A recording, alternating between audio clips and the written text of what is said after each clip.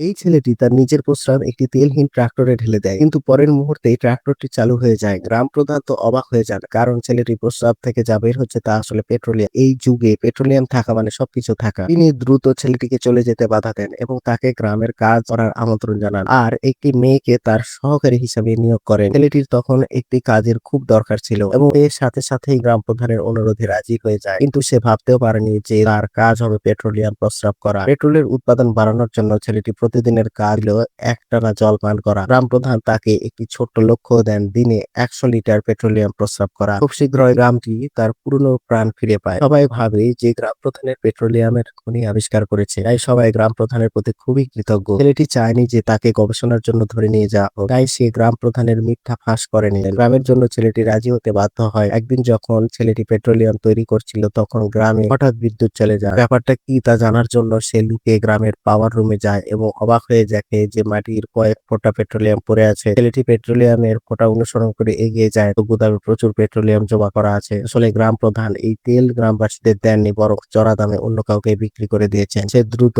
গ্রাম প্রধানের সাথে কথা বলতে যায় এবং তার মিথ্যা ধরা পড়ে যাওয়ায় গ্রাম প্রধান লোকজনকে ডেকে ছেলেটিকে বেঁধে ফেলার নির্দেশ দেন।